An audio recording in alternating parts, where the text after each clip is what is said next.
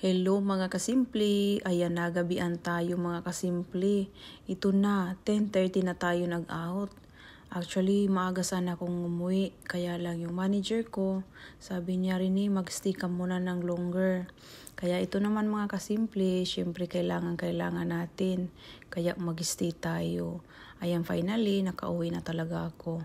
Actually mga kasimple, hindi sana ako mag-overtime. Pinag-isipan ko muna. Hindi pa ako napauo agad. Sabi ko sige pag-isipan ko muna. Kasi ang aking asawa, iba ang pakiramdam. Kaya sabi ko sa kanya, okay lang ba? Tinix ko muna siya. Kung okay lang ba na mag-overtime ako. Mag-full time ako today. Kasi pag alis ko ng bahay, iba pa talang pakiramdam ng aking asawa, ni Papangkano.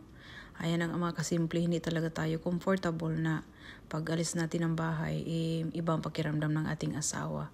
Siyempre, siya mag-aalaga ng mga bata, kaya sabi ko sa kanya, okay lang ba?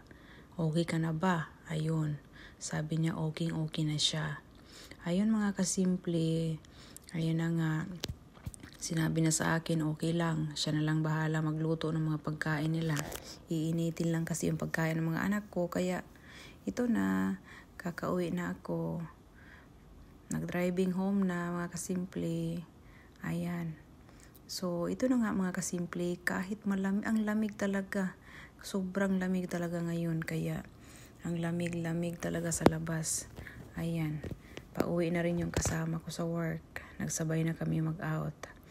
Ayan, so, ito na nga kinabuhi mga kasimple, no? Kung hindi tayo maghanap buhay, no? Hindi tayo magkatrabaho, hindi tayo mag-overtime, wala tayong pera. Kaya, kahit masakit man sa atin, iwan natin ang mga anak natin sa bahay. Kailangan talaga natin.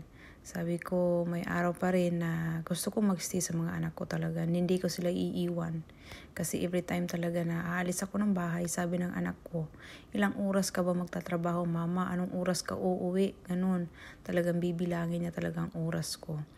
Kaya sabi ko, anak, 4 hours lang si mama today. Pero ayan, ang 4 hours, naging 4 hours 0.3 na, 8 hours 0.3. Kaya ayan, sabihin ng anak ko, nagsisinungaling ka naman mama. Sabi mo 4 hours lang. Kasi ang anak ko talaga matalino yan magbilang. Kahit hindi pa yan matalino yan magbilang talaga ng oras. Ilang oras si mama bago umuwi. Kaya ayan na nga mga kasimple, nagsisinungaling ako sa mga anak ko. Ayan. So wala akong magawa. Maintindihan talaga nila yan paglaki nila. Ayan, ang alingkamot si mama talaga. So ayan na nga mga kasimple, dahil marami tayong kailanganan talaga. So tatanggapin natin ng mga offer ng mga overtime. Kaya thank God mga kasimple, kasi pauwi na tayo. Safety ang ating travel. Ayan na, nagdadrive na ako. Sabi ko talaga, konting ingat tayo. Kahit dahan-dahan lang tayo magdadrive. Basta lang talaga mga kasimple, nag-iingat ako magdadrive. Kasi nung last time talaga na magka-story na tayo nito ba, mahaba na yung story ko. Talagang hindi ko nakikita galing sa freeway yung sasakyan. Ang bilis talaga ng patakbo niya. Tapos nagalit siya sa akin pag tawid ko. Ayan na nga, back to chismis na naman tayo. Kapag kasi mga kasimple, mga breadwinner tayo sa pamilya, kailangan talaga natin maghanap buhay, no? Kahit iwan-iwan ang mga anak ba. Pero okay lang yung mga kasimple. Sabi ko may balang araw talaga. Hindi na ako magtatrabaho. Kasama ko ng mga anak ko sa bahay at alagaan ko sila. Ayan na mga kasimple. Papasok na ako sa aking mansyon. Ayan, walang ibang makakapasok dito kundi yung mga may-ari lang ng bahay sa loob. Kasi mayroon kaming key sa gate sa sasakyan namin.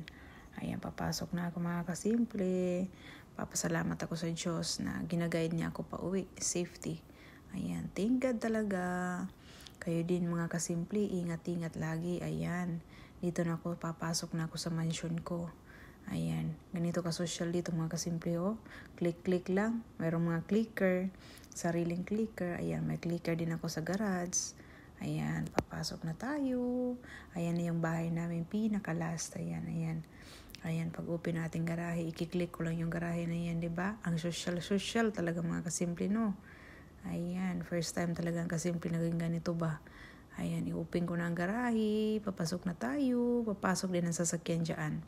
Dyan ko ipapark. Ayan, may box dyan mga kasimple. Lagay ko kasi ang oil magtulo ba? Kapoy kay kudko din ha. Kaya ayan na. Pasok na tayo. Thank God talaga. Safety ang drive ng kasimple. God bless all. Maraming salamat sa laging panonood.